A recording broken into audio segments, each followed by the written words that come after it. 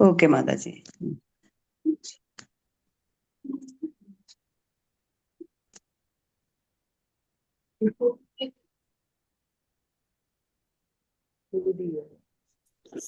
हरे कृष्ण।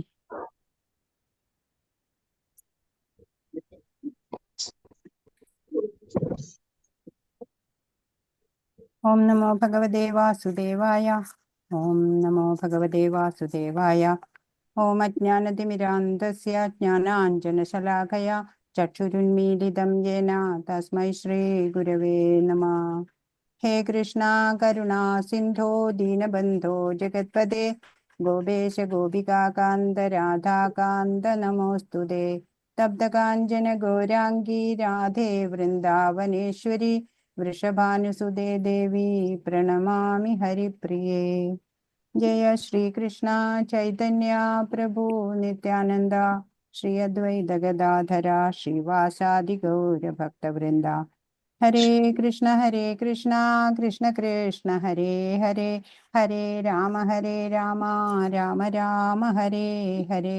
श्री श्री राधा गोविंद की जय। श्रील प्रभुपाद की जय। गुरु महाराज की जय। हरे कृष्ണ എല്ലാവർക്കും സ്വാഗതം. അപ്പോൾ ഇസ്കോൺ മാംഗ്ലൂരിൽ നിന്നുള്ള ഭഗവത്ഗീത പഠനത്തിന്റെ 10ാമത്തെ ദിവസത്തിലേക്ക് നമ്മൾ വന്നു. വിഭൂതി വിസ്തര യോഗം എന്നുള്ള ആ 10ാം അധ്യായം വളരെ ഐശ്വര്യപൂർണമായിട്ടുള്ള ഒരു അധ്യായം. അപ്പോ 6 ഐശ്വര്യങ്ങള് പരിപൂർണമായിട്ടുള്ള ആള് ഭഗവാൻ അല്ലെ. വീര്യം, യശസ്, ജ്ഞാനം, സൗന്ദര്യം, സമ്പത്ത്, വൈരാഗ്യം എല്ലാത്തിൻ്റെയും പരിപൂർണതയിൽ നിൽക്കുന്ന ആളാണ് ഭഗവാൻ.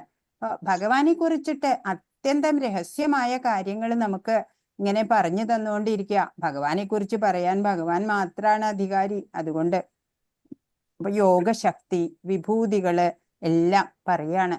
ആരാണ് മൂഢൻ, ആരാണ് മഹാത്മാവ്, ഇതൊക്കെ കഴിഞ്ഞ അധ്യായം പറഞ്ഞു. ജ്ഞാനികൾ ഏതു വിധം ഭഗവാനെ ആരാധിക്കും, പിന്നെ മറ്റ് ദേവതകളെ യജിക്കുന്നവരുടെ ഗതി എന്താണ്, ശരിയായ രീതിയിൽ ഭഗവാനെ ആരാധിക്കേണ്ടത് എങ്ങനെയാണ്, 4 കാര്യങ്ങൾ നമ്മൾ ചെയ്യേ വേണ്ടൂ.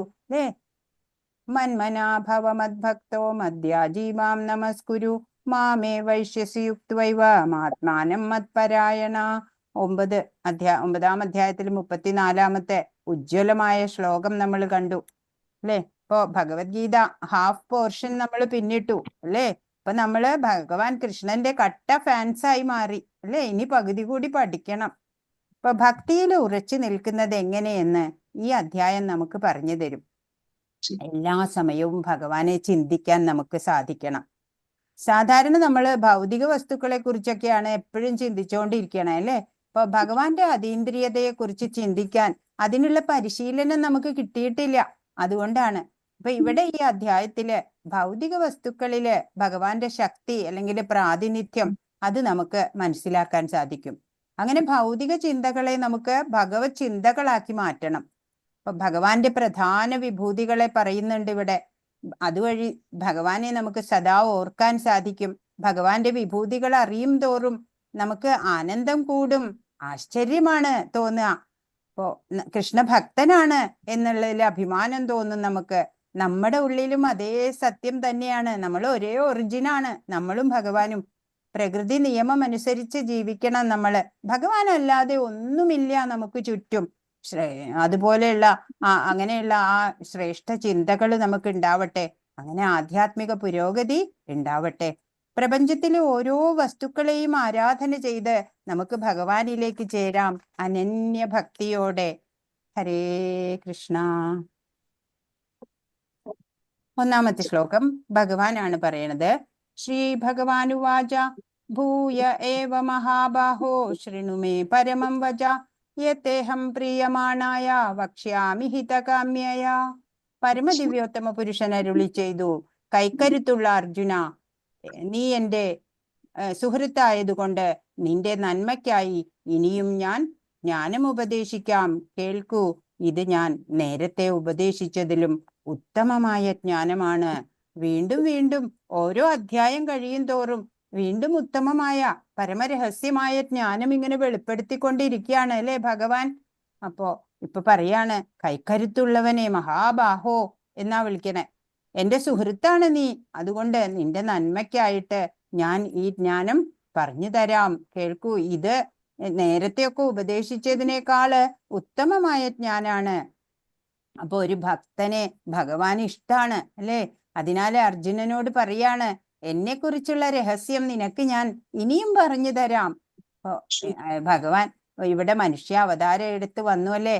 വൃന്ദാവനത്തില് മണ്ണ് തിന്നുന്ന കൃഷ്ണനോട് വാ തുറക്കാൻ വാ തുറന്നപ്പോഴെന്താ? പൂർണ്ണ പ്രപഞ്ചം കാണുകയാണ് അല്ലേ? അന്നേ അറിയാം ഈ കൊച്ചു കണ്ണന്റെ അത്ഭുതമൊക്കെ അല്ലേ? ഇപ്പോ നമ്മുടെ കുട്ടികള് കൊച്ചു കുട്ടിയായിരിക്കുമ്പോ എങ്ങനെയാണ് ഒരു പിതാവിനെ കുറിച്ചിട്ട് റിസർച്ച് നടത്താനൊന്നും പറ്റില്ല. അതുപോലെ ഭഗവാനെ എങ്ങനെയാ നമ്മൾ അറിയുക അല്ലേ? ഭഗവാനെ കുറിച്ച് അറിയാൻ ഭഗവാനെ തന്നെ കേൾക്കുക തന്നെ വേണം, എന്നാലേ മനസ്സിലാവുള്ളൂ. ഇപ്പോ ശ്രീകൃഷ്ണൻ ഈ ഭൂമിയില് ഉണ്ടായിരുന്ന സമയത്തും ഭഗവാന്റെ മഹത്വം മനസ്സിലാക്കാൻ പലർക്കും കഴിഞ്ഞിട്ടില്ല അല്ലേ? അപ്പോ ഇപ്പൊ ഇവിടെ അർജുനന് പറഞ്ഞു കൊടുക്കണതൊക്കെ അർജുനൻ ശരിയായിട്ട് മനസ്സിലാക്കുന്നുണ്ട്. നല്ല ശിഷ്യനാ, അല്ലാതെ കോട്ടുവായിട്ട് ഇരിക്കൊന്നുമല്ല. അപ്പോ ഈ ജഗത്ത് വെണ്മയമായിട്ടുള്ള ഈ ജഗത്ത് ചിന്മയമായി മാറണം അല്ലെ? ആനന്ദ ഭദ്രമായിട്ടുള്ള ഒരു അനുഭൂതിയിലേക്ക് ഉയരാൻ നമുക്ക് സാധിക്കണം. അതിനാണ് ഭഗവാൻ ഇങ്ങനെ എല്ലാം നമുക്ക് വെളിപ്പെടുത്തി തരുന്നത്. ഇവിടുത്തെ പിക്ചർ ശ്രദ്ധിച്ചോ? ഇതെന്താണെന്ന് വെച്ചാല് ഇത് യുദ്ധം ആസന്നമായ വേളയില് ശ്രീകൃഷ്ണൻ സന്ധി സംഭാഷണത്തിനായിട്ട് പോകുന്നുണ്ട് കൗരവരുടെ അടുത്തേക്ക്. അവിടെ പോയി കുറച്ച് വിശ്രമിക്കണ വേളയില് അവിടെ ദുര്യോധനൻ വന്ന് തലയുടെ അവിടെ ഇട്ട ഒരു കസേരയിൽ ഇരുന്നു, ആസനത്തിൽ ഉപവിഷ്ടനായി. പിന്നീട് അർജുനൻ വന്നു. അപ്പൊ കാൽക്കീഴിൽ അവിടെ നിലത്തിരിക്കുകയാണ് അർജുനൻ. അപ്പൊ കൃഷ്ണൻ കണ്ണു തുറന്നു ഏറ്റവും ആദ്യം അർജുനനെയാണ് കാണുന്നത്. അപ്പൊ അർജുന നീ വന്നോ എന്ന് ചോദിച്ചു. അപ്പോഴേക്കും ദുര്യോധനൻ പറഞ്ഞു, ഞാനാണ് മുമ്പ് വന്നത്, ഞാനിവിടെ ഉണ്ട് എന്ന്. താങ്കളും വന്നിട്ടുണ്ടോ എന്ന് ചോദിച്ചു.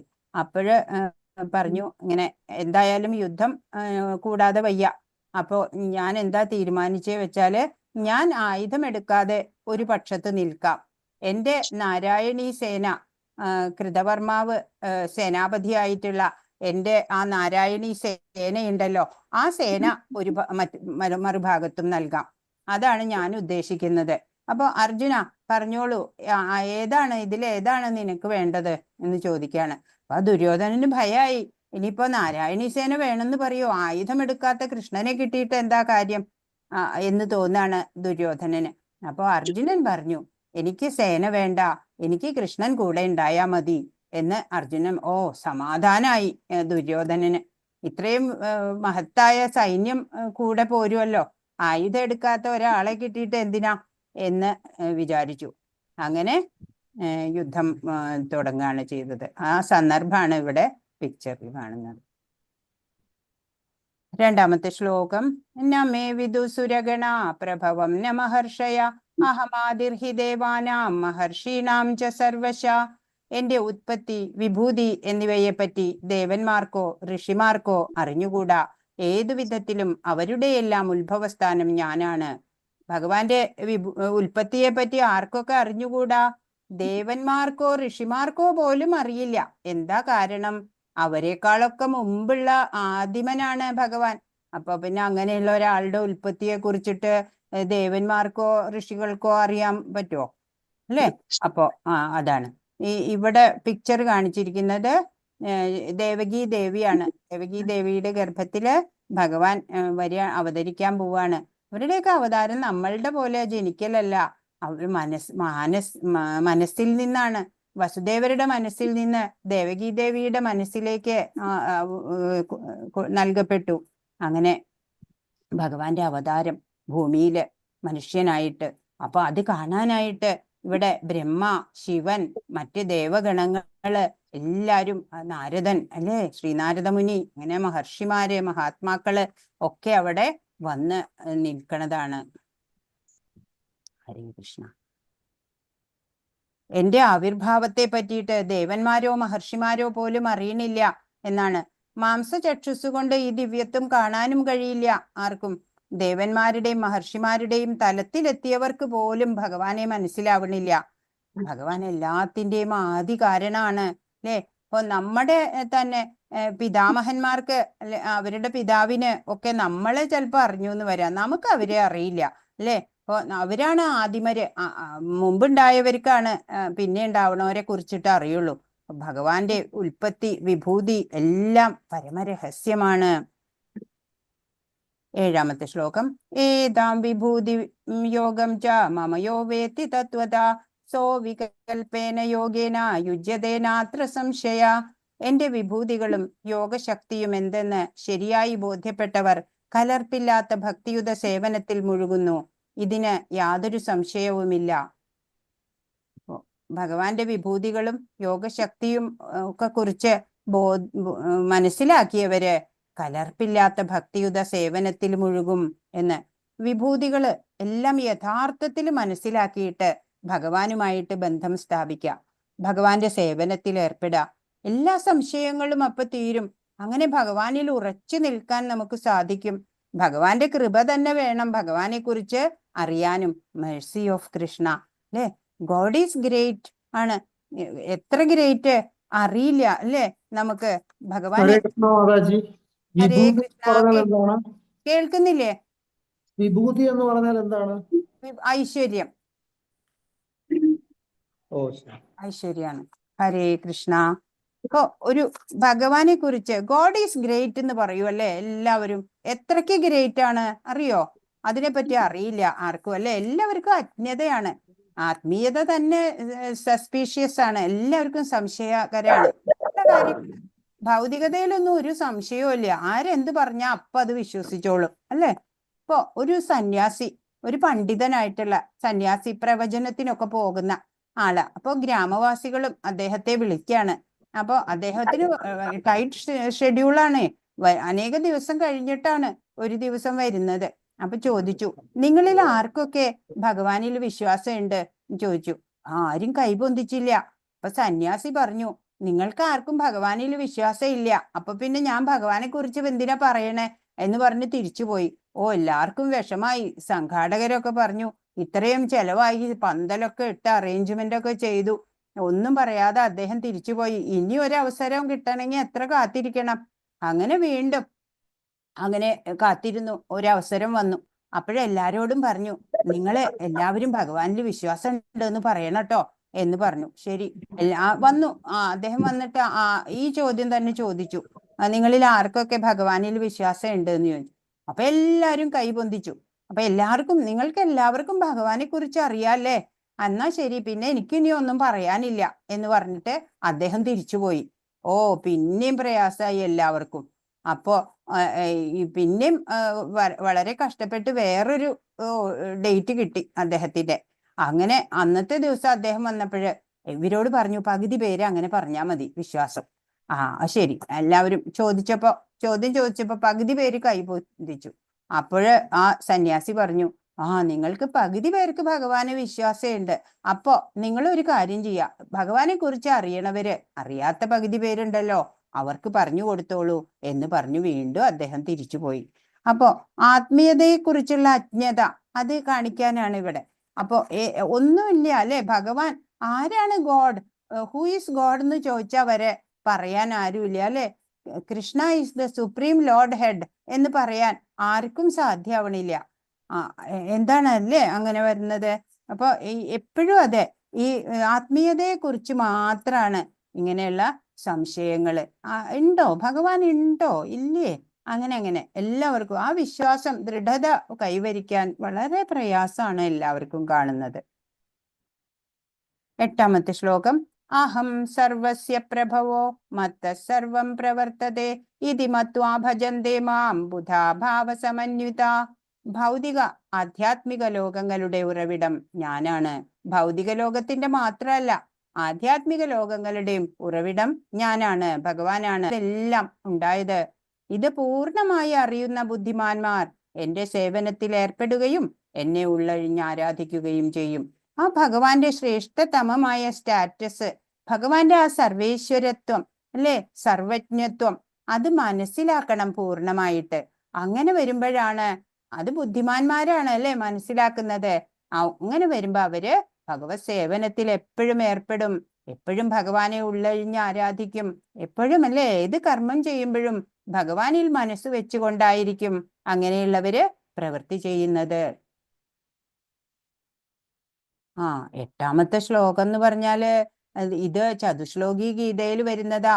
8, 9, 10, 11 ശ്രേഷ്ഠമായ ശ്ലോകങ്ങളാണ്, 4 ചതുശ്ലോകി ഗീത എന്ന് പറയും എട്ടാമത്തെ ശ്ലോകം. അപ്പൊ ഇതിലെന്താ പറഞ്ഞത്? ഭൗതിക ലോകത്തിന്റെയും ആധ്യാത്മിക ലോകത്തിന്റെയും ഒക്കെ ഉറവിടം ഞാനാണ്. എല്ലാം ഭഗവാനിൽ നിന്നാണ് ഉണ്ടായത്. ഈ കാര്യങ്ങളൊക്കെ ഭഗവാനെ കുറിച്ചുള്ള ആ പൂർണ്ണ ജ്ഞാനം അറിയുന്ന ബുദ്ധിമാന്മാര് എപ്പോഴും ഭഗവത് സേവനത്തിൽ നിരതരാവും. ഭഗവാനെ ഉള്ളഴിഞ്ഞ് ആരാധിക്കുകയും ചെയ്യും. നാരായണാത് ബ്രഹ്മാ ജായതേ, നാരായണാത് പ്രജാപതി പ്രജായതേ, നാരായണാദിന്ദ്രോ ജായതേ, നാരായണാത്വഷ്ടൗ വസവോ ജായന്തേ, നാരായണാദ്വേകാദശരൂദ്രാ ജായന്തേ, നാരായണാദ്വാദശാദിത്യ. അപ്പൊ നാരായണനിൽ നിന്നാണ് ബ്രഹ്മാവ് ജനിച്ചത്, ആദിനാരായണൻ എന്ന നാരായണനിൽ നിന്ന് പ്രജാപതികളും ജനിച്ചു, നാരായണനിൽ നിന്ന് ഇന്ദ്രൻ ജനിച്ചു, നാരായണനിൽ നിന്ന് 8 വസുക്കൾ അഷ്ടവസുക്കൾ ജനിച്ചു, നാരായണനിൽ നിന്ന് 11 രുദ്രന്മാർ 12 രുദ്രന്മാർ ജനിച്ചു, നാരായണനിൽ നിന്ന് 12 ആദിത്യന്മാര് ജനിച്ചു, 12 ആദിത്യന്മാര്. ഈ നാരായണൻ കൃഷ്ണന്റെ ഒരു രൂപവിസ്തരണമാണ്. എല്ലാവരുടെയും പ്രഭവ സ്ഥാനമാണ് കൃഷ്ണൻ എന്നാണ് ഇവിടെ പറയുന്നത്. 9ാമത്തെ ശ്ലോകം. മച്ചിത്താമദ്ഗത പ്രാണ ബോധയന്ത പരസ്പരം കഥയന്തശ്ച മാം നിത്യം തുഷ്യന്തി ചാരമന്തി ച. എന്റെ ശുദ്ധ ഭക്തന്മാരുടെ ചിന്ത എന്നിൽ കുടികൊള്ളുന്നു. അവരുടെ ജീവിതം തികച്ചും എന്റെ സേവനത്തിനായി സമർപ്പിതമായിരിക്കും. എന്നെക്കുറിച്ചുള്ള സംഭാഷണങ്ങളിൽ ഏർപ്പെട്ട് പരസ്പരം ബോധദീപ്തരാവുക വഴി അവർ സംതൃപ്തിയും ആനന്ദവും അനുഭവിക്കുന്നു. അപ്പൊ എന്താ ഇവിടെ പറയണേ? ശുദ്ധ ഭക്തന്മാര് എപ്പോഴും എന്താ ചിന്തിക്കുക? ഭഗവാനിൽ തന്നെയാണ് അല്ലേ അവരുടെ മനസ്സ് രമിക്കുന്നത്. അവരുടെ ജീവിതോ ഭഗവത് സേവനത്തിന് മാത്രം സമർപ്പിതമായതായിരിക്കും. ഇവിടെ കാണുന്നില്ലേ ഇസ്കോൺ ഡിവോട്ടീസിന്റെ പോലെ. ഇപ്പൊ ഭഗവാനെ കുറിച്ചുള്ള സംഭാഷണങ്ങളേ ഉള്ളൂ അവർക്ക്. അങ്ങനെ ആ സംഭാഷണങ്ങളിൽ ഏർപ്പെട്ട് പരസ്പരം അവര് ബോധദീപ്തരാവുക. എനിക്കറിയുന്നത് മറ്റൊരാൾക്ക് പറഞ്ഞു കൊടുക്കുക, മറ്റൊരാളെ എനിക്ക് പറഞ്ഞു തരിക. ഭഗവാനെ കുറിച്ചുള്ള ഭഗവാന്റെ ലീലകള് കീർത്തനങ്ങള് ഒക്കെ ചൊല്ലിയിട്ട് എപ്പോഴും അവര് സംതൃപ്തിയും ആനന്ദവുമാണ് അനുഭവിക്കുന്നത് അല്ലെ. ഈ ഭൗതിക കാര്യങ്ങളൊക്കെ പറഞ്ഞാല് ചിലപ്പോ കുറച്ച് സമയത്തേക്കൊക്കെ സന്തോഷം ഉണ്ടാവും, കഴിഞ്ഞാൽ ഇല്ല അല്ലെ, എല്ലാം ദുഃഖപ്രദമാണ്. എന്നാലോ ആത്മീയ കാര്യങ്ങള് ഭഗവാനെ കുറിച്ചുള്ള കാര്യങ്ങളൊക്കെ പറയുമ്പോഴ് അല്ലെ പരസ്പരം ബോധയന്ത പരസ്പരം എന്നാണ്. അങ്ങനെ ബോധദീപ്തരാവുക. എന്നിട്ട് നിത്യം തുഷ്യന്തിച്ച രമന്തിച്ച. അവര് സംതൃപ്തിയും ആനന്ദവും അനുഭവിച്ചു കൊണ്ടിരിക്കുകയാണ്. അങ്ങനെ അതാണ് ഇവിടെ പറയുന്നത്. ഹരേ കൃഷ്ണ. ആധ്യാത്മിക ഭക്തിയുത സേവനത്തെ ജീവാത്മാവിന്റെ ഹൃദയത്തിൽ ചെയ്യുന്ന ഒരു ബീജാവാപത്തോടാണ് ചൈതന്യ മഹാപ്രഭു ഉപമിക്കുന്നത്. ഒരു വിത്തിട എന്തിന്റെ? ഭക്തിയുടെ. ജീവാത്മാവിന്റെ ഹൃദയത്തിലാ കൊണ്ടുപോയിട്ട് ഇടണ വിത്ത്. എന്തിന്റെ വിത്താ? ബീജാവാപം, ഭക്തിയുടെ. അങ്ങനെ ഈ ആധ്യാത്മിക ഭക്തിയുത സേവനത്തിനെ ഉപമിക്കണത് ചൈതന്യ മഹാപ്രഭു ഉപമിക്കണത് ഒരു ബീജാവാപം ചെയ്യ എന്നാണ്. ഈ വിശ്വത്തിലെ ഗ്രഹയൂഥങ്ങളിലൂടെ സഞ്ചരിച്ചു കൊണ്ടിരിക്കുന്ന ജീവസത്തകൾക്ക് എണ്ണമില്ല. അവരിൽ നന്നേ കുറച്ചു പേർക്കേ ഒരു ശുദ്ധ ഭക്തനെ കണ്ടുമുട്ടാനും അങ്ങനെ ഭക്തിയുത സേവനത്തെ കുറിച്ച് അറിയാനും ഭാഗ്യമുണ്ടാവാറുള്ളൂ. അപ്പോ നമ്മള് ഓരോരുത്തർക്കും ഈ ഭക്തിയുടെ ഒരു സ്പാർക്ക് എങ്ങനെയാ കിട്ടണേ? ഏറ്റവും ആദ്യം ഒരു സ്റ്റാർട്ടിങ് എങ്ങനെയാ? ഒരു ശുദ്ധ ഭക്തനെ കണ്ടുമുട്ടുമ്പോഴാണ്. അങ്ങനെ നമ്മുടെ ഉള്ളിലൊക്കെ കൃഷ്ണ പ്രേമമുണ്ട്, എല്ലാവരുടെ ഉള്ളിലും ഉണ്ട്. നമ്മൾ അതൊക്കെ മറന്നു കിടക്കുകയാണേ. പല പല ജന്മങ്ങളായി ഈ വിശ്വത്തിലെ ഗ്രഹയൂഥങ്ങളിലൂടെ ഇങ്ങനെ സഞ്ചരിച്ചു കൊണ്ടിരിക്കുകയാണ് ജീവസത്തകള്, കോടാനുകോടി ജീവസത്തകള്. അവരില് വളരെ കുറച്ചു പേർക്ക് ഇങ്ങനെയുള്ള ശുദ്ധ ഭക്തരെ കണ്ടുമുട്ടിയിട്ട് ഭക്തിയിലേക്ക് വരാൻ സാധിക്കണുള്ളൂ. അങ്ങനെ കുറച്ചു പേർക്ക് ഭക്തിയുത സേവനത്തെ കുറിച്ച് അറിയാനൊക്കെ ഭാഗ്യം ഉണ്ടാവാറുള്ളൂ. ഒരു വിത്ത് പോലെയാണ് ഈ ഭക്തിയുത സേവനം.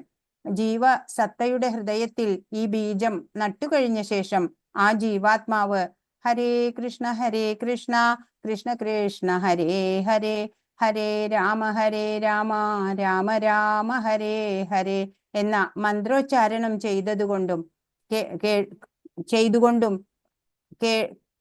മന്ത്രോച്ചാരണം ചെയ്തും കേട്ടും കൊണ്ടിരുന്നാല് ആ വിത്ത് മുളച്ചു വരും. എങ്ങനെയാണ്? ഒരു ഭക്തി ലതയുടെ ഒരു വിത്ത് ഇങ്ങനെ ഹൃദയത്തില് ആ ബീജം നട്ട് കഴിഞ്ഞിട്ട് അതിന് വെള്ളം ഒഴിക്കണം. അപ്പോഴാണ് അത് അങ്കുരിച്ചു വരിക, അല്ലെ? മുള പൊട്ടിയിട്ട് വരും. അതിനുള്ള ആ ജലസേചനമാണ് ഹരേ കൃഷ്ണ മഹാമന്ത്രം. ആ മന്ത്രം ജപിക്കുക. അപ്പോൾ ആ വിത്ത് ഇങ്ങനെ മുളച്ചു വരും. മുളച്ചു വന്നിട്ടോ ഒരു വിത്ത് പതിവായി നനച്ചുകൊണ്ടിരുന്നാൽ എന്നതുപോലെ ഭക്തിയുത സേവനത്തിന്റെ ആധ്യാത്മികമായ ചെടിയും ക്രമേണ വളർന്ന് ഭൗതിക ലോകത്തിന്റെ തോട് തുളച്ച് പരവ്യോമത്തിലെ ബ്രഹ്മജ്യോതിസോളം എത്തും. നമ്മള് ഗോലോക ചാർട്ട് കണ്ടു, അല്ലെ? അതില് തോട് കവറിങ് കണ്ടു. ഭൗതിക ലോകത്തിന്റെ ഔട്ടർ കവറിങ് 7 എണ്ണം. അപ്പൊ ആ തോട് തുളച്ചിട്ട് വേണം ആധ്യാത്മിക ലോകത്തിലേക്ക് എത്താന്. അപ്പോ അങ്ങനെ ഈ ചെടി ഉണ്ടല്ലോ, ഈ വിത്ത് ഇങ്ങനെ നനച്ചിട്ട് അത് മുളയ്ക്കും. ആ ഭക്തി ലത അങ്ങനെ വളർന്നിട്ട് ക്രമേണ ഭൗതിക ലോകത്തിന്റെ തോട് തുളച്ചിട്ട് പരവ്യോമത്തിലെ ബ്രഹ്മ ജ്യോതിസോളം എത്തും ആദ്യം. പിന്നെയും വളരണത് ആ പരവ്യോമത്തിലും അത് വളർന്ന് ഗോലോക വൃന്ദാവനം എന്നു പേരുള്ള കൃഷ്ണന്റെ സർവോത്കൃഷ്ട ലോകത്തോളം ഉയരും. അവസാനം അത് കൃഷ്ണന്റെ പാദാരവിന്ദങ്ങളെ ആശ്രയിച്ച് വിശ്രമിക്കുകയും ചെയ്യുന്നു. അത് ആ ബ്രഹ്മജ്യോതിസ് എത്തിയ പോരാ, അല്ലെ? ബ്രഹ്മജ്യോതിസോളം എത്തിയിട്ട് പിന്നെയും അത് ആ പരവ്യോമത്തിൽ വളർന്ന് ഗോലോക വൃന്ദാവനം നമ്മൾ കണ്ടു, അല്ലെ? ചാർട്ടിൽ നമ്മൾ ഏറ്റവും മുകളിലായിട്ട് ഗോലോക വൃന്ദാവനം അവിടം വരെ എത്തും. എന്നിട്ടോ സർവോത്കൃഷ്ട ലോകത്തോളം ഉയരും. പിന്നീട് അത് കൃഷ്ണന്റെ പാദാരവിന്ദങ്ങളെ ആശ്രയിച്ച് വിശ്രമിക്കും. അപ്പൊ അവിടം വരയ്ക്ക് എത്തണം. ഈ ഭക്തി ലത അങ്ങനെ വളർന്ന് പടർന്ന് ഇങ്ങനെ പോണം. ഈ വിധത്തിൽ ഒരു വൃക്ഷത്തിന് ക്രമേണ പൂക്കളും കായ്കളും ഉണ്ടാകുന്നത് പോലെ ഭക്തിയുത സേവനമാകുന്ന ലതയും പൂക്കുകയും കായ്ക്കുകയും ചെയ്യുന്നു. അപ്പോഴും ശ്രവണ കീർത്തനങ്ങളാലുള്ള ജലസേചനം തുടർന്നു പോരണം. ചൈതന്യ ചരിതാമൃതത്തിൽ ഈ ലതയെക്കുറിച്ച് വിവരിച്ചിട്ടുണ്ട്. ഇപ്പൊ പിന്നെ വെറുതെ ചെടി ഉണ്ടായ പോരല്ലേ, അത് പൂക്കണം, കായ്ക്കണം. അപ്പൊ എന്താ വേണ്ടേ? ശ്രവണം, കീർത്തനം തുടങ്ങിയിട്ടുള്ള നവധാ ഭക്തി സാധനകള് തുടർന്നുകൊണ്ട് തന്നെ ഇരിക്കുക. അപ്പൊ ആ ചെടി പരിപോഷിപ്പിക്കപ്പെട്ട് അതിന് ഫലം ഉണ്ടാവും, കായ്ഫലം ഒക്കെ ഉണ്ടാവും. ഹരേ കൃഷ്ണ. 10ാമത്തെ ശ്ലോകം. തേഷാം സതതയുക്താനാം ഭജതാം പ്രീതിപൂർവകം ദദാമി ബുദ്ധിയോഗം തം യേന മാമുപയാന്തി തേ. പ്രേമഭക്തിയോടെ എന്നെ സദാ ആരാധിക്കുന്നവർക്ക് എന്നെ പ്രാപിക്കാനുതകുന്ന ബുദ്ധിവിശേഷം ഞാൻ നൽകും. ഭഗവാൻ തന്നെയാണ് ആ ബുദ്ധിവിശേഷം നൽകണത്. ഭഗവാനെ ആരാധിക്കാനുള്ളത് നമുക്ക് അറിഞ്ഞുകൂടാ. അപ്പോ എപ്പോഴും പ്രേമഭക്തിയോടെ സതതം എന്നാ പറഞ്ഞേക്കണേ ഇവിടെ. സദാ ആരാധിക്കണം. അങ്ങനെയുള്ളവർക്ക് ഭഗവാനെ പ്രാപിക്കാനുതകുന്ന ബുദ്ധിവിശേഷം ഭഗവാൻ തന്നെ നൽകും എന്നാണ്. ഇവിടെ ഏതാ ഒരു കഥ കൊടുത്തിട്ടുണ്ട്. ധ്രുവന്റെ കഥയാണത്. ധ്രുവൻ എന്ന് പറഞ്ഞ 5 വയസ്സുള്ള കുട്ടിയാണ്, അല്ലെ? ധ്രുവൻ. ആ ധ്രുവന്റെ കഥയാണ് ഇവിടെ കൊടുത്തിട്ടുള്ളത്. അത് കേട്ടതാണോ നിങ്ങൾ? അറിയില്ല, പറയണോ? ഹരേ കൃഷ്ണ. ഹരേ കൃഷ്ണ. സ്വയംഭുവ മനു എന്നുള്ള മനുവിന് പ്രിയവ്രതൻ, ഉത്താനപാദൻ എന്ന 2 മക്കള്, പുത്രന്മാര്. അതില് ഉത്താനപാദന് സുനീതി, സുരുചി, അങ്ങനെ 2 പത്നിമാരുണ്ടായിരുന്നു. അപ്പൊ സുനീതിയുടെ മകൻ ആയിട്ട് ധ്രുവൻ, സുരുചിയുടെ മകനായിട്ട് ഉത്തമൻ. അങ്ങനെ ആ രാജാവിന് 2 പുത്രന്മാരുണ്ടായി. സുനീതി എന്ന് പറഞ്ഞ പരമഭാഗവത, പരമഭക്തയാണ്. സുരുചിയോ നേരെ വിപരീത, കോപം, മാത്സര്യം മുതലായിട്ടുള്ള ദുർഗുണങ്ങൾ ഉള്ളവളാണ്.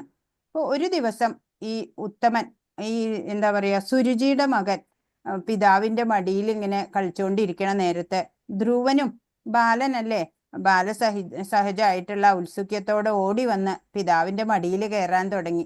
അപ്പോ സുരുചി ധ്രുവനെ പരുഷമായിട്ട് അധിക്ഷേപിക്കുകയാണ്. ചെറിയ കുട്ടിയാണെന്നൊന്നും നോക്കണില്ല.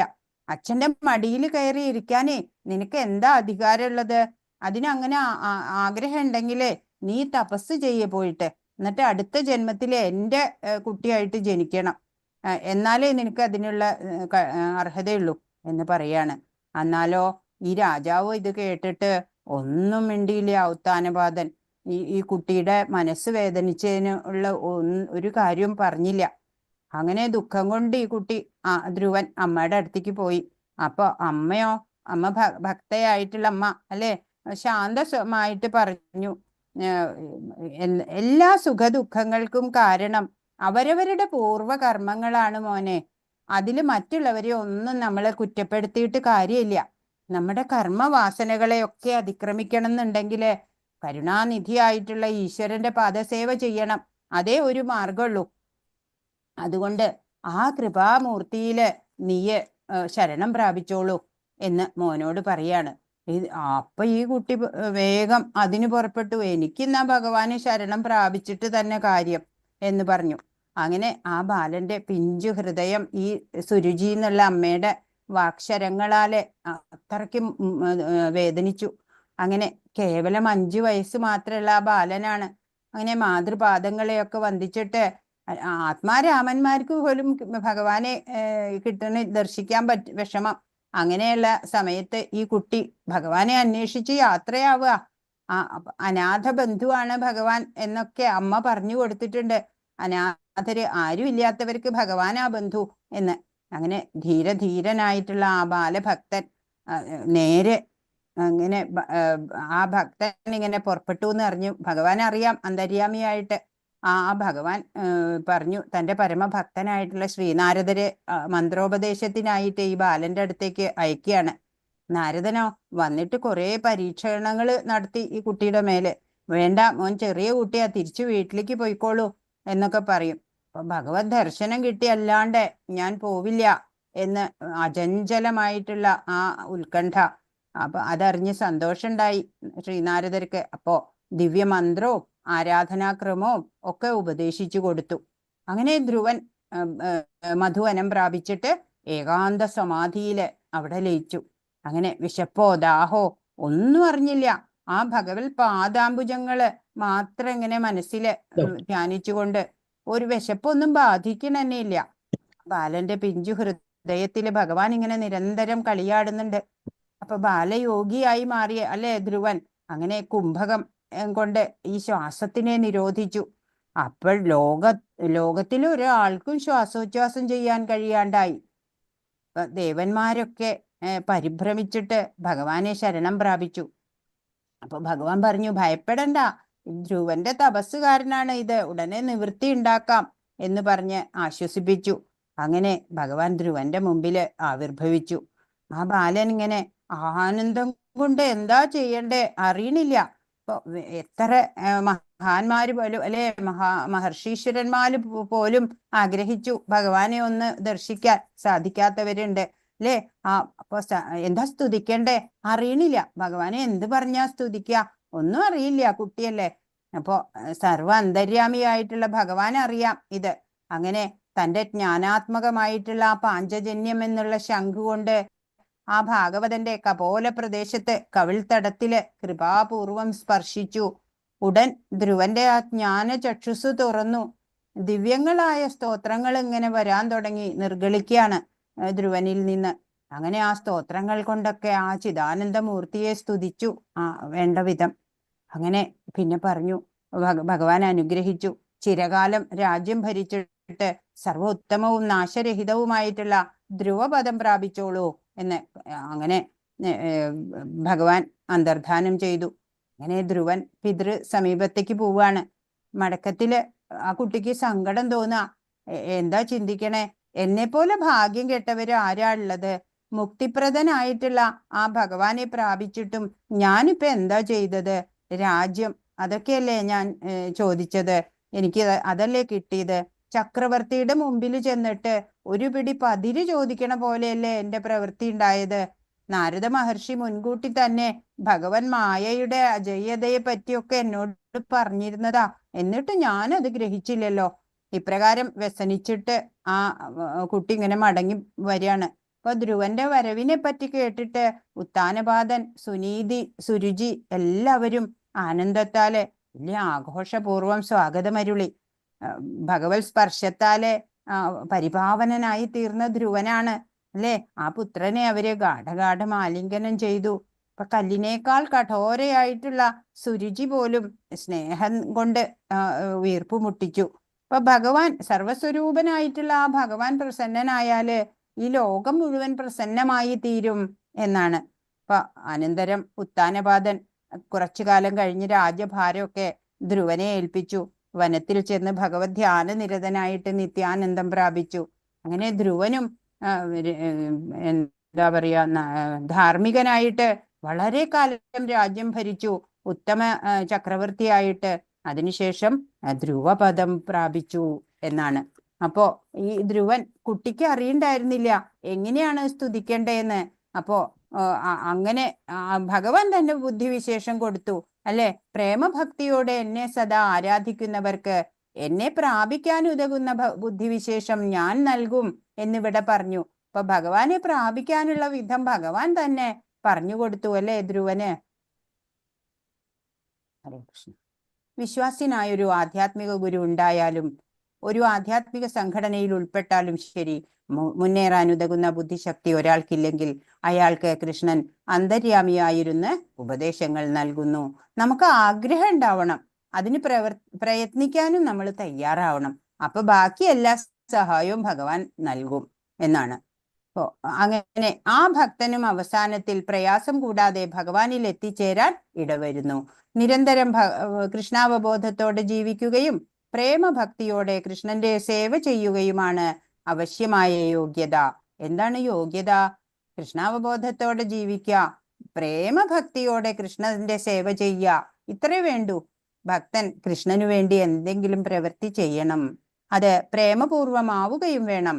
ആത്മസാക്ഷാത്കാരത്തിന്റെ മാർഗത്തിൽ മുന്നോട്ടു പോകാൻ തക്ക ബുദ്ധിശക്തി ഇല്ലെങ്കിലും ഭക്തിപൂർവമായ ഭഗവത് സേവനത്തിൽ നിർവ്യാജം ഏർപ്പെട്ടുകൊണ്ടിരുന്നാൽ അയാൾക്ക് പുരോഗതിക്കും ഭഗവത് സന്നിധി പോകുന്നതിനുമുള്ള അവസരം കൃഷ്ണൻ നൽകിക്കൊള്ളും എന്നാണ്. അപ്പോ എന്താണ് പ്രേമഭക്തിയോടുകൂടി, ഭക്തിയുടെ അത്യുന്നത ശ്രേണിയാണ് പ്രേമഭക്തി എന്ന്. ശ്രദ്ധ, സത്സംഗം, നിവൃത്തി, നിഷ്ഠ, രുചി, ആസക്തി, ഭാവഭക്തി ഒക്കെ കഴിഞ്ഞിട്ടാണ് പ്രേമഭക്തി ഏറ്റവും ടോപ്പ് ലെവലാണ്. അതിലേക്ക് എത്തി അങ്ങനെയുള്ള ആ മാർഗത്തില്, ആത്മസാക്ഷാത്കാരത്തിന്റെ മാർഗത്തിൽ മുന്നോട്ട് പോവാനുള്ള ശക്തി, ബുദ്ധി എല്ലാം നമ്മൾ ആ പ്രയത്നത്തിൽ ഏർപ്പെട്ടുകൊണ്ടിരുന്നാല് നമുക്ക് അതിനുള്ള അവസരം ഭഗവാൻ നൽകും എന്നാണ്. 11ാമത്തെ ശ്ലോകം. തേഷാമേവാനുകമ്പാർത്ഥം അഹമജ്ഞാനജം തമ നാശയാമ്യാത്മഭാവസ്ഥോ ജ്ഞാനദീപേന ഭാസ്വത. അവരിൽ സവിശേഷ അനുകമ്പയോടെ ഞാൻ ഹൃദയസ്ഥനായിട്ട് ജ്ഞാനദീപം കൊണ്ട് അവരുടെ അജ്ഞാനജന്യമായ തമസ്സിനെ അകറ്റുന്നു. അപ്പോ അങ്ങനെയുള്ള ഭക്തരില് പ്രയത്നശീലരായിട്ട് ഭഗവാനെ തന്നെ കിട്ടണം എന്ന് പറഞ്ഞ് സേവനം ചെയ്തു വരുന്നവരുടെ അവരില് മേഴ്സി ഉണ്ടാവും അല്ലെ. അനുകമ്പയോടെ ഭഗവാൻ അവരുടെ ഹൃദയസ്ഥനായിരുന്നിട്ട് ജ്ഞാനദീപം കൊണ്ട് അവരുടെ അജ്ഞാനജന്യമായ തമസ്സിനെ അകറ്റും. ദീപം വെളിച്ചം വന്നാ പിന്നെ ഇരുട്ട് പോയിക്കോളും അല്ലെ. അതുപോലെ ജ്ഞാനം വന്നാ പിന്നെ അജ്ഞാനം എവിടെയാ അല്ലെ. അജ്ഞാനമൊക്കെ മാറും. അങ്ങനെ അവരുടെ അജ്ഞാനം ഒക്കെ, അജ്ഞാന അന്ധകാരം ഒക്കെ ഭഗവാൻ തന്നെയാണ് നീക്കുക. ഇവിടുത്തെ പിക്ചർ ഒരെണ്ണം നോക്കൂ. ഇവിടെ കാണിച്ചിരിക്കുന്നത് ശ്രീ ശുക ബ്രഹ്മർഷി പരീക്ഷത്തിന് ഭാഗവതം പറഞ്ഞു കൊടുക്കുന്നതാണ് അല്ലേ. പരീക്ഷത്തിന് 7 ദിവസത്തിനകം സർപ്പദംശമേറ്റ് മരിക്കും. എന്താണ് ഭഗവാനെ പ്രാപിക്കാനുള്ള മാർഗം എന്ന് അറിയില്ല. അങ്ങനെ വിഷമിച്ചിരുന്ന വേളയില് ഗുരുവായിട്ട് ശ്രീശുക ബ്രഹ്മർഷി മുമ്പിലെത്താണ് അല്ലേ. അപ്പൊ ഒരു പരമഭക്തനായിട്ടുള്ള ഒരാൾ ആഗ്രഹിച്ചാല് ആ ഗുരു തന്നെ മുമ്പിലെത്തും. ശ്രീശുക ബ്രഹ്മർഷിക്ക് കത്തയച്ചില്ല അല്ലെ, ടെലിഗ്രാം ഒന്നും അടിച്ചിട്ട് വന്നതല്ല, തനിയെ വന്നു അല്ലെ. ശുഗബ്രഹ്മർഷി മുമ്പിലെത്തി ഗുരു. അങ്ങനെ ആത്മോപദേശം കൊടുക്കുകയാണ്. ഇവിടെ ഈ താഴെയും കാണിച്ചിരിക്കുന്നത് ഇവിടെ കപില ദേവനാണ്, ഭഗവാന്റെ തന്നെ അംശാവതാരമായിട്ടുള്ള കപില ദേവൻ അമ്മയായിട്ടുള്ള ദേവഹൂതി മാതാവിന് ആത്മോപദേശം നൽകുന്ന അതാണ് ഇവിടെ. അപ്പോ അങ്ങനെയുള്ള ഭക്തരായിട്ടുള്ളവർക്ക് ജ്ഞാനദീപം ഒക്കെ ഭഗവാൻ തന്നെയാണ് അല്ലെ, ജ്ഞാനദീപത്താലെ അവരുടെ അജ്ഞാന അന്ധകാരത്തിനെയൊക്കെ മാറ്റിക്കൊടുക്കുന്നത് എന്നാണ്. അപ്പൊ 8 മുതൽ 11 വരെയുള്ള ശ്ലോകങ്ങള് ചതുശ്ലോകി ഭഗവത്ഗീതയാണെന്ന് പറഞ്ഞു. ഭഗവത്ഗീതയിലൂടെ പറയാൻ ഉദ്ദേശിക്കുന്നത് എല്ലാം ഈ 4 ശ്ലോകങ്ങളിലുണ്ട്. എല്ലാറ്റിന്റെയും ഉറവിടം ഭഗവാനാണ്. ബുദ്ധിമാന്മാർ ഇതറിഞ്ഞ് സ്നേഹത്തോടെ ഭഗവാനെ സേവിക്കും. ഭഗവാനെ എപ്പോഴും ഓർക്കണം അല്ലെ, ഭഗവാന് വേണ്ടി പ്രവർത്തിക്കുക. സദാ സന്തോഷവും ആനന്ദവും ഉണ്ടാവും അങ്ങനെയുള്ളവർക്ക്.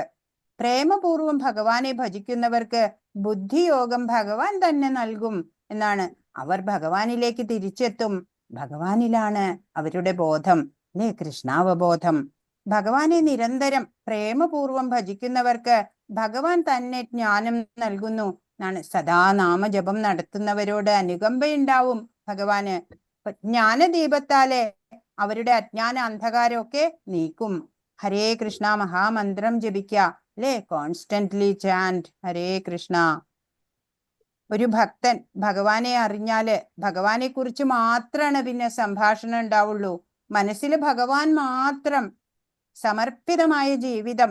ഭഗവാനെ സേവിക്കുന്നവർക്കോ ഭഗവത് കാരുണ്യം എപ്പോഴും ഉണ്ടാവും. പ്രയത്നം തുടർന്നുകൊണ്ടേയിരിക്കുക. ഗുരുവിന്റെയും ഭഗവാന്റെയും ഒക്കെ കാരുണ്യത്താലാണ് ഒരാള് ഭക്തിമാർഗത്തിൽ എത്തുന്നത്. കലിയുഗത്തിൽ ഇപ്പോ ഭഗവത് സേവനം മനസ്സുകൊണ്ട് വിചാരിച്ചാൽ തന്നെ പുണ്യാണെന്നാണ്. ഇപ്പൊ ഗുജറാത്തില് ഭക്തനായിട്ടുള്ള നരസിംഹ മേത്ത ഉണ്ടായിരുന്നു. ഇപ്പൊ മകളുടെ വിവാഹമായി. അപ്പൊ പണമൊന്നുമില്ല. അപ്പൊ അടുത്ത ഗ്രാമത്തിലേക്ക് പോവുകയാണ്. ആരുടെ എന്ത് പണം കിട്ടുമോ അറിഞ്ഞ് അവിടെ ഇങ്ങനെ പോകുമ്പോഴ് അവിടെ ഒരു ഭാഗവത സപ്താഹം തുടങ്ങണു. അപ്പൊ അദ്ദേഹം അറിയാതെ തന്നെ അവിടെ ചെന്നിരുന്നു. അങ്ങനെ ഭാഗവത സപ്താഹം കേട്ട് അദ്ദേഹം 4 ദിവസം കഴിഞ്ഞ മകളുടെ വിവാഹമായിരുന്നു. അദ്ദേഹം അതൊന്നും ഓർത്തില്ല. ഭാഗവതം കേട്ട് അതിലങ്ങ് മുഴുകി. 7 ദിവസം കഴിഞ്ഞു. അദ്ദേഹം ഭാഗവത സപ്താഹമൊക്കെ കഴിഞ്ഞിട്ട് അദ്ദേഹം നോക്കുമ്പോ ചോദിച്ചു, ഇന്ന് എന്താ തീയതി എന്ന് അടുത്തുള്ള ആളോട് ചോദിച്ചപ്പോ ഇന്ന തീയതിയാന്ന് പറഞ്ഞപ്പോ അയ്യോ എന്റെ മകളുടെ വിവാഹമൊക്കെ കഴിഞ്ഞു പോയില്ലോ എന്ന് ഓർത്തു. അങ്ങനെ അദ്ദേഹം ഈ വേഗം തന്നെ വീട്ടിലേക്ക് തിരിച്ചു വരികയാണ്. അപ്പോ അദ്ദേഹത്തിന് എന്താ പറയാ, സങ്കോചം കൊണ്ട് ആകെ അദ്ദേഹം വിഷമിച്ചു. കാരണം ഒരു മകളുടെ വിവാഹം നടത്തി കൊടുക്കാൻ പോലും സാധിക്കാതെ അല്ലെ, ഒരു പിതാവിന്റെ കർത്തവ്യം യാതൊന്നും നിറവേറ്റാൻ സാധിക്കാത്തൊരു അച്ഛനായി പോയില്ലേ ഞാൻ. എന്നെ എല്ലാവരും അല്ലെ എങ്ങനെ എന്നെ ഇനി അവരൊക്കെ അഭിമുഖീകരിക്കുക എന്നൊക്കെ, ഞാൻ എങ്ങനെ അവരുടെ മുഖത്ത് നോക്കും എന്ന് പറഞ്ഞ് അദ്ദേഹം ഇങ്ങനെ പോവുകയാണ്. പോകുമ്പോ അദ്ദേഹത്തിന്റെ ഗ്രാമത്തില് വീടിനടുത്ത് എത്തിയപ്പോഴ് എല്ലാവരും അദ്ദേഹത്തിനെ വലിയ റെസ്പെക്റ്റോടെ നോക്കുകയാണ്. എന്നാലും നരസിംഹമേത്ത അങ്ങയുടെ മകളുടെ വിവാഹമൊക്കെ ഗംഗേമായില്ലോ എന്ന് പറയാ. അപ്പൊ ഇദ്ദേഹം വിചാരിച്ചു, എന്നെ എല്ലാവരും പരിഹസിക്കുകയാണ്, ഞാൻ എൻ്റെ മകൾക്ക് വേണ്ടിയിട്ട് ഒന്നും ചെയ്യാത്ത ഒരു അച്ഛനല്ലേ, അത് കാരണം എന്നെ എല്ലാരും പരിഹസിക്കുകയാണല്ലോ എന്ന് വിചാരിച്ച് ആ ഭക്തൻ ഇങ്ങനെ തല കുമ്പിട്ട് നടക്കുക. അങ്ങനെ വീട്ടിലേക്ക് എത്തി. അപ്പോ ധർമ്മപത്നി വന്നിട്ട് പറയാണ്, അങ്ങ് എന്തേ വരാഞ്ഞത്? അങ്ങ് പറഞ്ഞയച്ച 2 പേര് വന്നിട്ട് എല്ലാ കാര്യങ്ങളും ഭംഗിയായിട്ട് നടത്തി, പണവും സ്വർണവും എല്ലാം ഇവിടെ ധാരാളം കൊണ്ടുവന്ന് തന്ന എല്ലാ കാര്യങ്ങളും അങ്ങ് മാത്രം ഉണ്ടായിരുന്നില്ലല്ലോ, അങ്ങ് എന്തേ വരാൻ വൈകിയത് എന്ന് ചോദിക്കുക. അപ്പോ അദ്ദേഹത്തിന് മനസ്സിലായി ഇതൊക്കെ ആരാണ് ചെയ്തത്.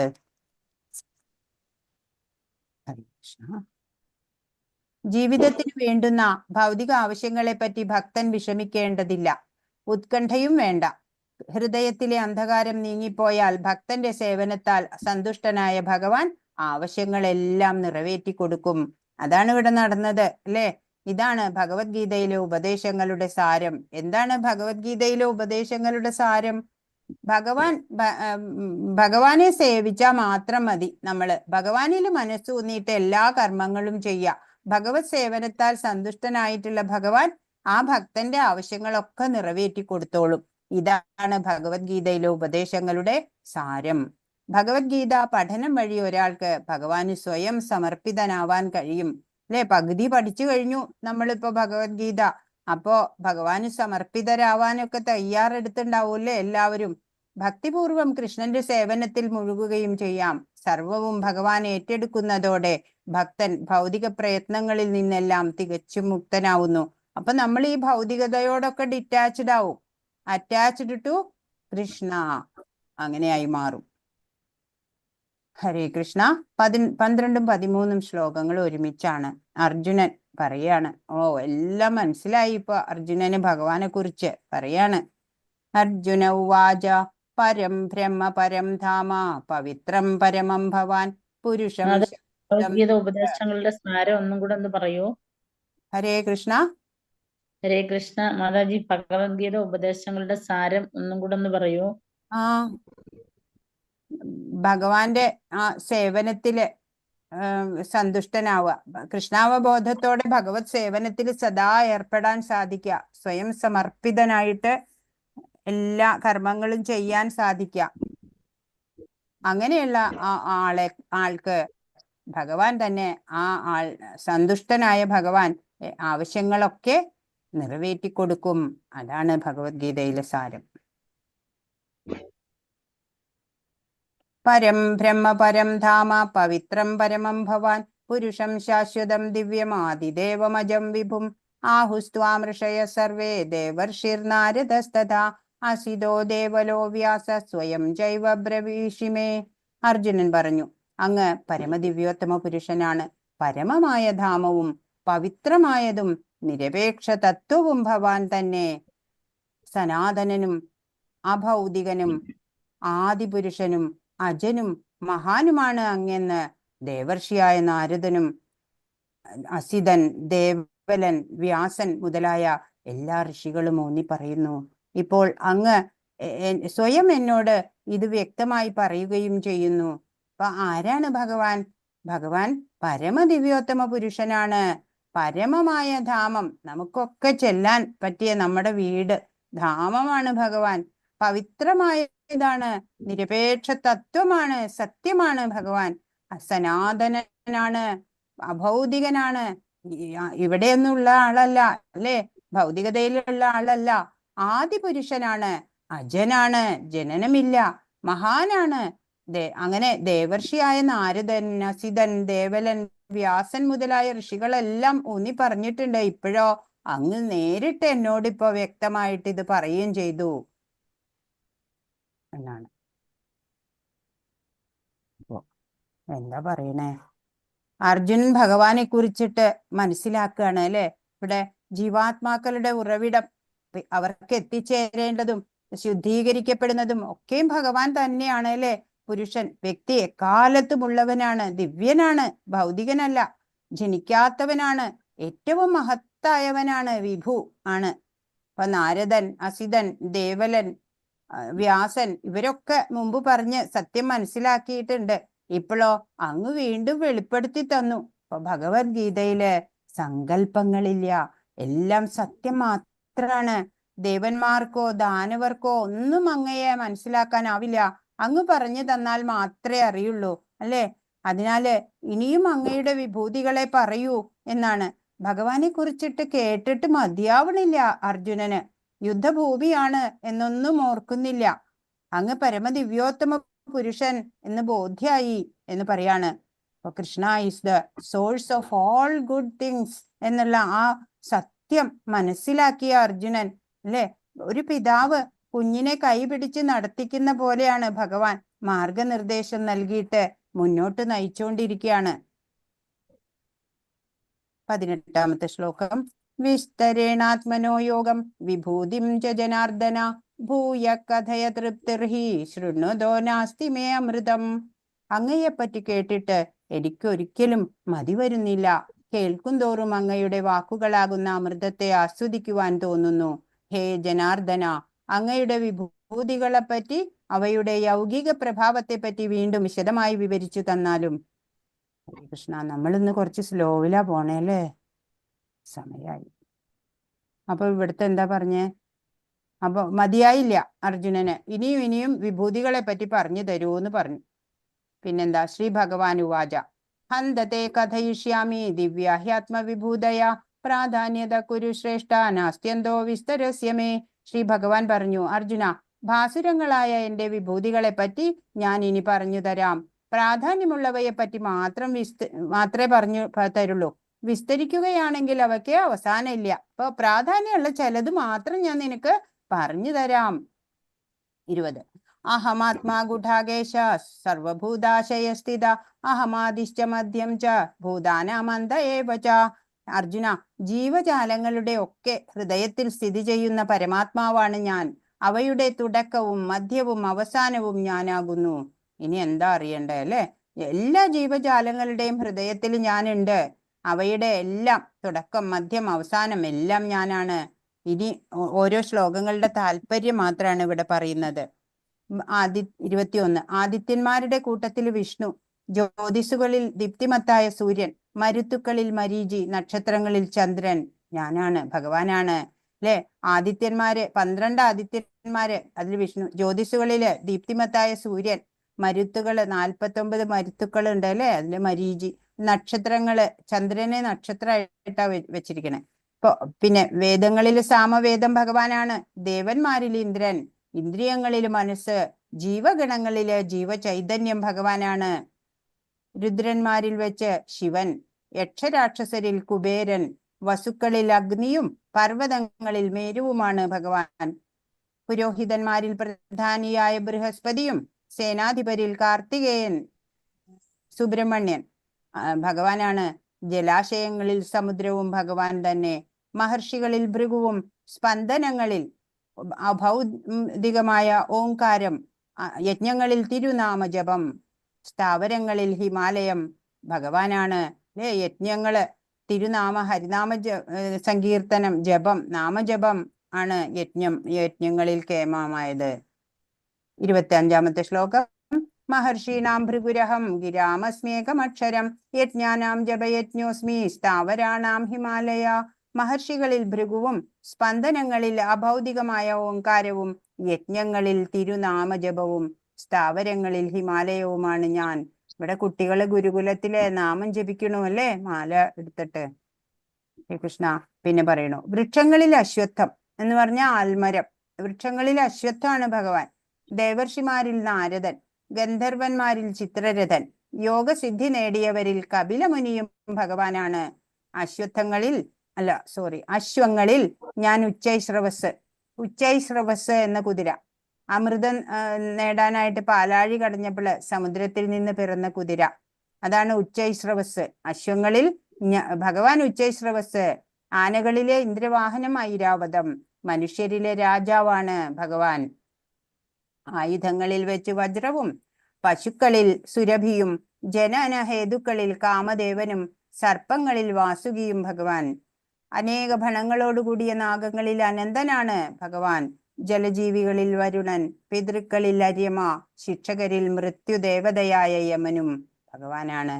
ദൈത്യന്മാരിൽ ഭക്തപ്രഹ്ലാദൻ, കീഴ്പ്പെടുത്തുന്നവയിൽ കാലം, വന്യമൃഗങ്ങളിൽ സിംഹം, പക്ഷികളിൽ ഗരുഡനും ഭഗവാൻ തന്നെ. സൃഷ്ടിയുടെ ആദി മധ്യ അവസാനങ്ങൾ ഭഗവാനാണ്. ശാസ്ത്രങ്ങളിൽ അധ്യാത്മശാസ്ത്രവും തർക്കശാസ്ത്രങ്ങളിൽ നിർണയ സത്യവുമാണ് ഭഗവാൻ. അക്ഷരങ്ങളിൽ അകാരവും സമാസങ്ങളിൽ ദ്വന്ദ്വ സമാസവുമാണ്. അനവസാനമായ കാലവും സൃഷ്ടികർത്താക്കളിൽ ബ്രഹ്മാവും ഭഗവാനാണ്. സർവസംഹാരിയായ മരണവും ഭാവിയുടെ ഉത്ഭവസ്ഥാനവും സ്ത്രീകളിൽ യശസ്, ഭാഗ്യം, സുന്ദര ഭാഷണം, ഓർമ്മശക്തി, ബുദ്ധി, സ്ഥൈര്യം, ക്ഷമ എന്നിവയും ഭഗവാനാണ്. സാമവേദ സൂക്തങ്ങളിൽ ബൃഹൽസാമവും, ഛന്ദസ്സുകളിൽ ഗായത്രി മന്ത്രവും, മാസങ്ങളിൽ മാർഗശീർഷവും, ഋതുക്കളിൽ വസന്തവുമാണ് ഭഗവാൻ. വഞ്ചകരുടെ ചൂതുകളിയും തേജസ്വികളുടെ തേജസ്സും ഭഗവാനാണ്. ജയവും സദുദ്യമവും ശക്തരുടെ കരുത്തും ഭഗവാനാണ്. വഞ്ചകരുടെ ചൂതുകളിയും ഭഗവാൻ തന്നെയാണ് കേട്ടോ. ഭഗവാൻ ചോര അഗ്രഗണ്യനാണ്, അതിലും എടുക്കനന്യ. വൃഷ്ണികുലത്തിൽ വാസുദേവനും, പാണ്ഡവരിൽ അർജുനനും, മുനികളിൽ വ്യാസനും, ചിന്തകരിൽ ഉശനാകവി, ശുക്രാചാര്യരാണ് ഉശനാകവി, ഒക്കെ ഭഗവാനാണ്. നിയമരാഹിത്യങ്ങളെ അടിച്ചമർത്തുന്ന പദ്ധതികളിൽ ദണ്ഡം, ശിക്ഷ, അത് ഭഗവാനാണ്. വിജയം കാക്ഷിക്കുന്നവരുടെ നീതി എന്നിവയും ഗോപ്യങ്ങളിൽ മൗനവും ജ്ഞാനികളുടെ ജ്ഞാനവും ഭഗവാനാണ്. അല്ലയോ അർജുന, സർവഭൂതങ്ങളുടെയും ആദ്യ ബീജമാണ് ഞാൻ. എന്നെ കൂടാതെ ചരാചരങ്ങളിൽ ഒന്നിനും നിലനിൽപ്പില്ല. ചരാചരാത്മാവാണ് ഭഗവാൻ. 40-ാമത്തെ ശ്ലോകം. നാന്തോസ്തി മമ ദിവ്യാനാം വിഭൂതീനാം പരം തപ ഏഷ തു ദേശദ പ്രോക്തോ വിഭൂതേർ വിസ്തരോ മയാ. ശത്രുക്കളെ ജയിക്കുന്നവനെ പരം തപ എന്നാണ്. എന്റെ ദിവ്യ വിഭൂതികൾക്ക് അവസാനമില്ല. ഞാൻ പറഞ്ഞതാകട്ടെ എന്റെ അനന്തമായ വിഭൂതികളുടെ ഒരു സൂചന മാത്രമാണ്. വിഭൂതികൾ അനന്തമാണ്. ഹരേ കൃഷ്ണ. അപ്പോ അതിന് അവസാനം ഇല്ല, കുറച്ചൊരു സൂചന തന്നതാണ് ഇവിടെ. 41. യദ് യദ് വിഭൂതിമത് സത്വം ശ്രീമദൂർജിതമേവ വാ തത് തത് ഏവാവഗച്ഛത്വം മമ തേജോംശ സംഭവം. വിഭൂതിമത്തും സുന്ദരവും തേജസ്സുറ്റതുമായ ഏതൊരു സൃഷ്ടിയും എന്റെ തേജസ്സിന്റെ ഒരു കണികയിൽ നിന്ന് ഉത്ഭവിച്ചതു തന്നെ എന്ന് മനസ്സിലാക്കുക. അപ്പോ വിഭൂതിമത്തായത്, ഐശ്വര്യപൂർണമായത്, സുന്ദരമായത്, തേജസ്സുറ്റത്, അങ്ങനെയുള്ള ഏതൊരു സൃഷ്ടിയും നമ്മുടെ ഈ പ്രപഞ്ചത്തിലുള്ള അതൊക്കെ ഭഗവാന്റെ തേജസ്സിന്റെ ഒരു കണിക മതി, ഒരു തന്മാത്ര, ഒരു ചെറിയൊരു അംശം കൊണ്ടാണ്, ആ അംശത്തിൽ നിന്ന് ഉത്ഭവിച്ചതാണ് എന്ന് മനസ്സിലാക്കുക. അപ്പൊ ഭഗവാന്റെ തേജസ് അചിന്ത്യമല്ലേ, അത് നമ്മൾ ഓർക്കുക. ഹരേ കൃഷ്ണ. 42-ാമത്തെ ശ്ലോകം, ഏറ്റവും പ്രധാനപ്പെട്ട ശ്ലോകം. അഥവാ ബഹുനൈതേന കിം ജ്ഞാതേന തവാർജുന വിഷ്ടഭ്യാഹമിതം കൃഷ്ണ മേകാംശേന സ്ഥിതോ ജഗത്.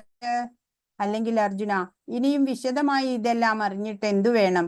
എന്റെ ഒരു ചെറിയ അംശം കൊണ്ട് മാത്രാണ് ഈ മഹാപ്രപഞ്ചത്തില്, ഈ ചെറിയ അംശമാണ് വ്യാപിച്ച് അതിനെ നിലനിർത്തുന്നത് എന്ന്. അപ്പോ ഈ വിശദമായിട്ട് ഒരു സൂചനയാണ് ഇപ്പൊ തന്നത് വിഭൂതികളുടെ. ഈ പ്രപഞ്ചത്തില് എല്ലാം കാണുന്നതൊക്കെ ഉണ്ടല്ലോ, ഇതൊക്കെ നിലനിർത്തുന്നത് എന്റെ ഒരു ചെറിയ അംശം ശക്തി മാത്രാണ് എന്ന് ഭഗവാൻ ഇവിടെ പറയാണ്. ഇപ്പൊ അർജുനൻ ഭഗവാനെ കുറിച്ച് എല്ലാം മനസ്സിലാക്കി. ഇപ്പോ നമ്മളും ഭഗവാനെ കുറിച്ചുള്ള വലിയ രഹസ്യം, അനേക കോടി ബ്രഹ്മാണ്ടങ്ങള് അടങ്ങിയ മുഴുവൻ ജഗത്ത്, ഈ പ്രപഞ്ചം മുഴുവനും നിലനിർത്തുന്ന ശക്തി ഭഗവാന്റെ അംശശക്തിയാണ് എന്നാണ്. ഭഗവാന്റെ തേജസ്സിന്റെ ഒരു കണിക കൊണ്ട് തന്നെ ഇത്രയും ഭംഗിയുള്ള സൃഷ്ടികൾ ഉണ്ടാവുന്നു. ഭഗവാന്റെ ഐശ്വര്യം അനന്തമാണ് അല്ലേ. കേവലം അർജുനനെ ബോധ്യപ്പെടുത്താനല്ല, ഭൗതികർക്കെല്ലാം ബോധ്യപ്പെടുത്താൻ വേണ്ടിയാണ് ഇതൊക്കെ ഭഗവാൻ വെളിപ്പെടുത്തി തന്നത്.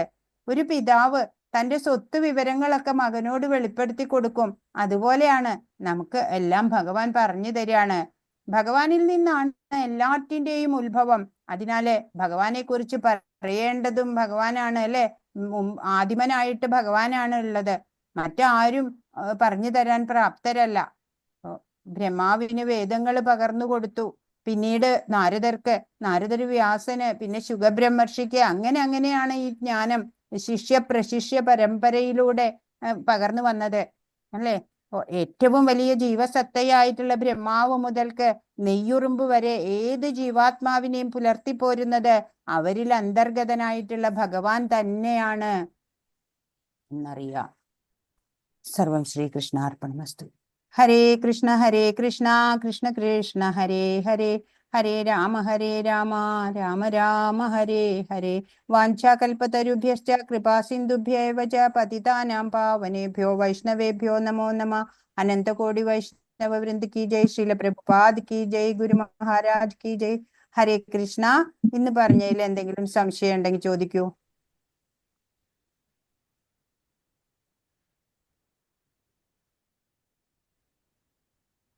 ഹരേ കൃഷ്ണ. ഇന്ന് പറഞ്ഞതില് എന്തെങ്കിലും സംശയം ഉണ്ടെങ്കിൽ ചോദിച്ചോളൂ. ഹരേ കൃഷ്ണ മാതാജി. 12 അർജുനൻ ഭഗവാനെ എങ്ങനെയാണ് വിശേഷിപ്പിക്കുന്നത്?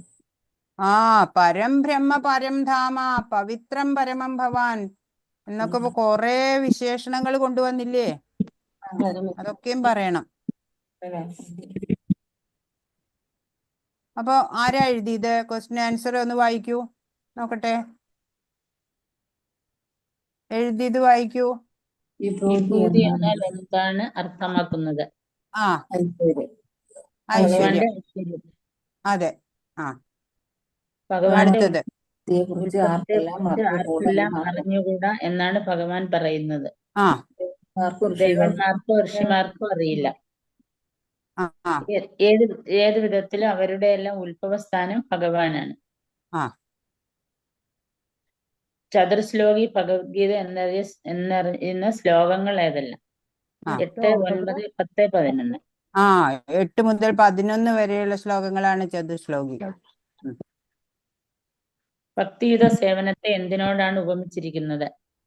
ജീവാത്മാവിന്റെ ഹൃദയത്തിൽ ചെയ്യുന്ന ഒരു ബീജാവാപത്തോടാണ്.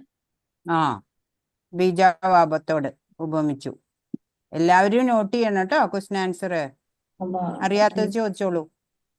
ഭഗവത്ഗീത ഉപദേശങ്ങളുടെ സാരം എന്താണ്? ആ ഭഗവത് സേവനത്തിൽ സന്തുഷ്ടനായി സദാ ഏർപ്പെടാൻ സാധിച്ചാൽ സന്തുഷ്ടനായ ഭഗവാൻ ആവശ്യങ്ങളെല്ലാം നിറവേറ്റി കൊടുക്കും. ആ യജ്ഞങ്ങളിൽ ഭഗവാൻ എന്താണ്? യജ്ഞങ്ങളിൽ തിരുനാമ ജപം. ആ അശ്വങ്ങളിൽ ഭഗവാൻ ഉച്ചസ്രവസ്. ആ സൃഷ്ടികർത്താവ് അല്ല. ആ അശ്വങ്ങളിൽ ഉപനിഷത്തുക്കളിൽ ഭഗവാൻ ആരെ പ്രതിനിധീകരിക്കുന്നു? ബ്രഹ്മാവിനെ. ആ ആ ശ്ലോകം 41 ഭഗവാൻ എന്തിനെ കുറിച്ചാണ് പറയുന്നത്? വിഭൂതിമത്തും സുന്ദരവും തേജസ്സുറ്റതുമായ ഏതൊരു സൃഷ്ടിയും ഭഗവാന്റെ തേജസ്സിന്റെ ഒരു കണികയിൽ നിന്ന് ഉത്ഭവിച്ചത് തന്നെ. ഭഗവാന്റെ ഒരു ചെറിയ അംശം മാത്രമാണ് ഈ മഹാപ്രപഞ്ചത്തെ വ്യാപിച്ച് അങ്ങനെ നിലനിർത്തുന്നത്. ശ്ലോകം 12 അർജുനന്റെ ഭഗവാനെ വിശേഷിപ്പിക്കുന്നത് എങ്ങനെയാ? പരബ്രഹ്മ പരന്ധാമ. ഭഗവാൻ പരമദിവ്യോത്തമ പുരുഷനാണ്. പരമമായ ധാമവും പവിത്രമായതും നിരപേക്ഷത്വവും ഭഗവാൻ തന്നെ. സനാതനനും അഭൗതികനും ആദിപുരുഷനും അജനും മഹാനുമാണ് ഭഗവാൻ എന്ന് ദേവർഷിയായ നാരദനും അസിതൻ, ദേവരൻ, വ്യാസൻ മുതലായ എല്ലാ ഋഷികളും ഊന്നി പറയുന്നു. അപ്പൊ ഇതിലേതെങ്കിലും അറിയാത്തത് ഇനി ഉണ്ടോ? രണ്ടാമത്തെ ഒന്നുകൂടെ പറയണം. രണ്ടാമത്തെ ഭഗവാന്റെ ഉൽപ്പത്തിയെ കുറിച്ച് ആർക്കൊക്കെയാ അറിയാത്തത് പറയൂ. ദേവന്മാർക്കോ ഋഷിമാർക്കോ പോലും അറിയില്ല. ദേവന്മാർക്കും ഋഷിമാർക്കും. അടുത്തത് 4-മത്തെ ഭക്തിയുത സേവനത്തിനെ എന്തിനോടാ ഉപമിച്ചേക്കണേ? ജീവാത്മാവിന്റെ ഹൃദയത്തിൽ ചെയ്യുന്ന ഒരു ബീജാവാപത്തോട്. മാതാജി 10-മത്തെ ചോദ്യം പറയാമോ? 10-മത്തെ ചോദ്യം ശ്ലോകം അർജുനൻ ഭഗവാനെ എങ്ങനെയാണ് വിശേഷിപ്പിക്കുന്നത്? ഭഗവാൻ പരമദിവ്യോത്തമ പുരുഷനാണ്. പരമമായ ധാമവും പവിത്രമായതും നിരപേക്ഷത്വവും ഭഗവാൻ തന്നെ. സനാതനനും അഭൗതികനും ആദിപുരുഷനും അജനും മഹാനുമാണ് ഭഗവാൻ. അത് അത്രയും മതി. അത്രയാണ്. അതൊക്കെ നമ്മുടെ ഇതിൽ തന്നെയുണ്ട്, നമ്മുടെ സ്ലൈഡിൽ തന്നെയുണ്ട്. നമ്മുടെ സ്ലൈഡ് ഒന്നും കൂടെ നോക്കുകയാണെങ്കിൽ ഒക്കെ ക്ലിയർ ആയിട്ട് കിട്ടും. പിന്നെ ഏതാ അറിയാത്തെ? സർവവിശേഷാനുകമ്പയോടെ ഏതാ? എല്ലാ ക്വസ്റ്റ്യനും കഴിഞ്ഞില്ല. ഹരേ കൃഷ്ണ. അപ്പൊ ഇനി എന്തെങ്കിലും സംശയമുണ്ടോ? ഇല്ല. എല്ലാരും പറയൂ. നമ്മുടെ ഈ ഭഗവാൻ കൃഷ്ണനും ഈ ഓടക്കുഴലും തമ്മിലുള്ള ബന്ധം, അതിനെ പറ്റി ഒന്ന് പറയാമോ? ഓടക്കുഴല് എന്ന് പറഞ്ഞാല് ആക്ച്വലി നമ്മുടെ ശരീരം തന്നെയാ. 9 നവദ്വാരേ പുരേ ദേഹി. നവദ്വാരങ്ങളാ അതിനും. നമുക്ക് നവദ്വാരങ്ങളാ. അത് ഉള്ളു പൊള്ളയാണ് അല്ലേ? അതിന്റെ ഉള്ളു പൊള്ളയാ. നമ്മളും അതുപോലെയാ. പക്ഷെ ആ ഉള്ളു പൊള്ളയായിട്ടുള്ള ആ ഓടക്കുഴല് കൊണ്ട് ഭഗവാൻ എത്ര സുന്ദരമായിട്ടുള്ള ഗീതമാണ് കേൾപ്പിക്കുന്നത് അല്ലേ? അപ്പൊ നമ്മളും അതുപോലെയാണ്. ഭഗവാനിലെ ആശ്രയം ശരണാഗതി ചെയ്ത നമ്മള് പിന്നെ ഭഗവാന്റെ കയ്യിൽ ഒരു ടൂളാണ് നമ്മള്. ഭഗവാനാണ് പിന്നെ നമ്മളെ കൊണ്ടൊക്കെ എല്ലാ പ്രവൃത്തിയും ചെയ്യിപ്പിക്കുന്നത്. അപ്പൊ അത് നന്മയുള്ള പ്രവൃത്തികളായിരിക്കും നമ്മളിൽ നിന്നും വരിക. അങ്ങനെ വേണം അത് കണക്കാക്കാൻ. എന്താ പറയാ, ആ കുറെ കാര്യങ്ങളുണ്ട് പറയുകയാണെങ്കിൽ അതിനെ കുറിച്ചിട്ട്. അതുകൊണ്ടായിരിക്കും വേദങ്ങളിൽ സാമവേദം എന്ന് പറഞ്ഞേക്കുന്നല്ലേ ഭഗവാൻ? ആ അത് സംഗീതമായിട്ട് ബന്ധമുള്ള വേദമല്ലേ? അതെ അതെ. ശരി. ഇപ്പൊ 10 അധ്യായങ്ങള് കണ്ടു കഴിഞ്ഞപ്പോ നിങ്ങൾക്ക് കൊറേയൊക്കെ മനസ്സിലായില്ലേ ഭഗവത്ഗീതയെ കുറിച്ചിട്ട്? അതെ ആ ഇനി 8 അധ്യായം കൂടെ കഴിയുമ്പോ നല്ലൊരു ക്ലിയർ പിക്ചർ ആയില്ലേ? പിന്നെ അതിനെക്കുറിച്ച് കൂടുതൽ പഠിക്കുക. അടുത്ത ലെവല് കൂടുതൽ പഠിച്ചു വരാം.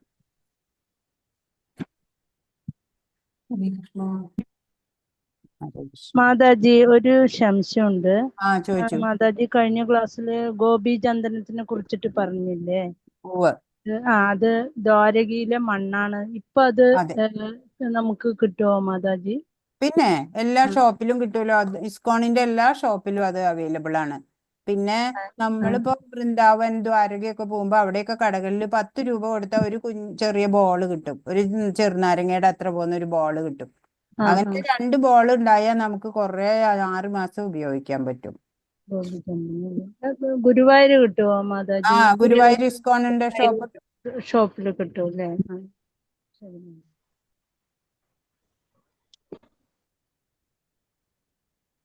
പിന്നെ ഗുരുവായൂർ നാരായണീയ യജ്ഞസമിതി അവിടെ കിട്ടും. നാരായണാലയത്തിന്റെ തൊട്ടിപ്പുറത്തുള്ള.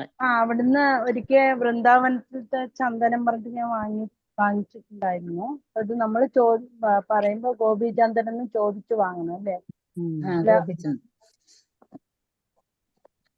ഇസ്കോണിന്റെ ഷോപ്പിൽ നിന്നാവുമ്പോ അങ്ങനെ ചോദിക്കണ്ട. അവര് ഒറിജിനൽ ആയിട്ടുള്ളത് തന്നെ വെച്ചിട്ടുണ്ടാവും.